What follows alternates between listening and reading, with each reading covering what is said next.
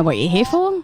That's right. We know what you're here for. Once Let's a fortnight, no longer than 10 minutes. Well, please. sometimes 15. I mean, if we want to be leisurely about it. Really stretching. Hello, one. Hello, Quickie all. time. Yes. On Ghosts of Boyfriends Past. I'm Liz Best. I'm Tom Harris. And this time we've got some stories for you. Now, I want to start off with a news story because I think it is pretty fucking important news in Australia, and I'm all for it. Let's have it. So they're having a national roundtable on online dating safety, which is going to hopefully inspire changes to the way that dating apps happen. Right. So this is a story that I found on news.com.au in the interests of being open channels. about, where I get stuff from. So a government probe into the safety of online dating sites has triggered changes in how the apps themselves operate and the measures that they will go to ensure safety of their users. The National Roundtable on Online Dating Safety, facilitated by the Federal Communications Minister Michelle Rowland MP, began in January to examine ways to protect Aussies who turning to the internet in search of love. So they spoke to experts in the online dating industry, they spoke to state governments, to law enforcement, to academics and to other key stakeholders to try and figure out methods where sites can prevent the exploitation of online dating services.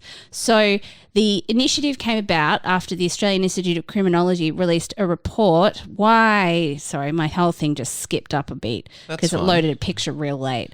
Released a report in October last year revealing that 3 in 4 people have been a victim of some sort of sexual violence in the past 5 years at the hands of someone that they communicated with on a dating site.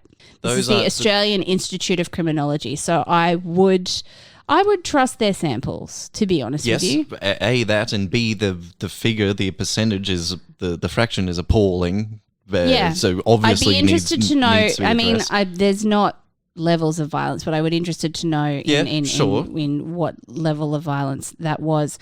But what is coming out of it is that they are major apps like the Match Group, Match.com, Bumble, etc. are taking actions. They're engaging law enforcement to help strengthen reporting and referral pathways for people who experience violence over a dating app. Good. So this means that hopefully people who are, horrible and violent don't just get blocked from a dating app, but they're going to be able to be communicated to law enforcement. But now the other issue that I have with this though is and it's got to be, what's the word? Like it would be easy to exploit that if you had a shit date. Do you know what I mean? Like the way, and I am all for, I will always believe a victim first and foremost. However, I do know that very occasionally some people can exploit these systems to report false attacks. But any system, any service, anything that can help people will be misused by assholes sometime. So let's not throw the baby out with the bathwater on this one. And I think recognizing and actually taking action against it is good.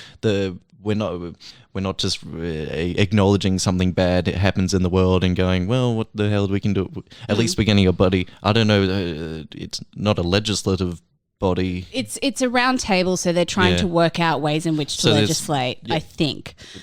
So we've got one good quote I really liked from the Social Services Minister, Amanda Rishworth.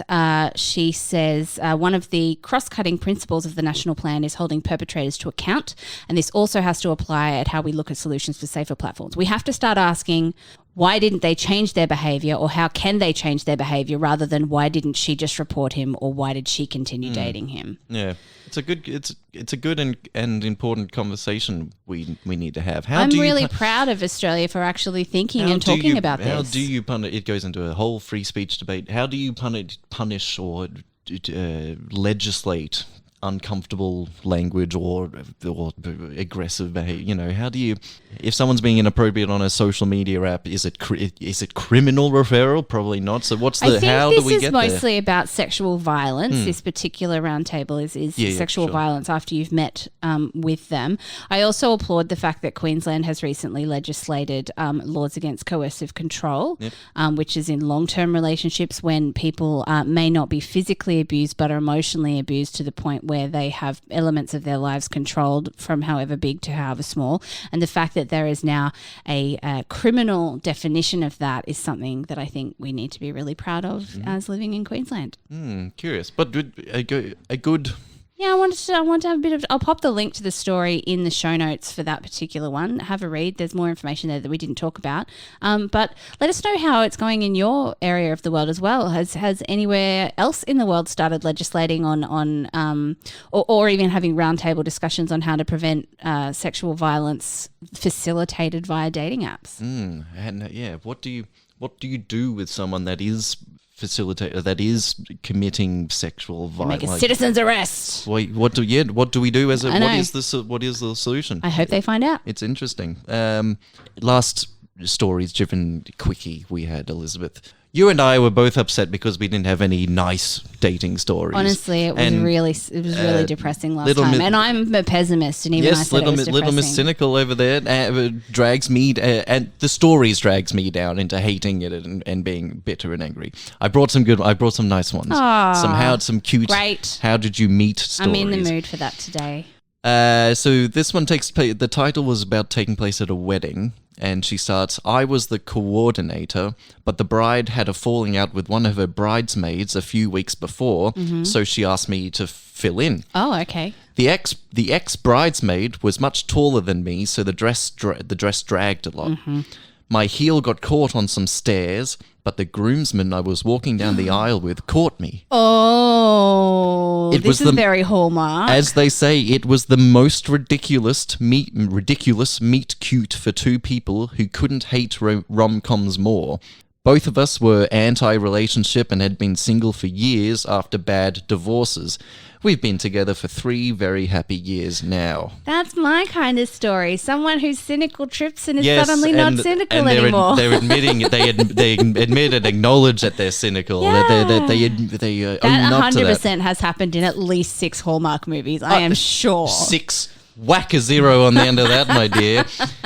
Now, my partner and I met on a melon farm in Australia. A melon farm. How about those melons? He's from the UK and I'm from Canada, but we were both backpacking.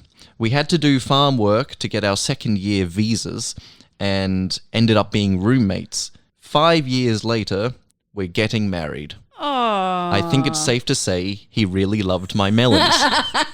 Thank you, Elizabeth, I'm sorry, for preempting. I spoiled your punchline. It's not mine. It's not mine. It's the dear ears. So there you go. Some sweet stories. It can happen. It does happen, Elizabeth. We don't have to drag ourselves into. I mean, we do, and I think we sickly, perversely kind of like being bathing in the cynicism pool. But it can happen, right?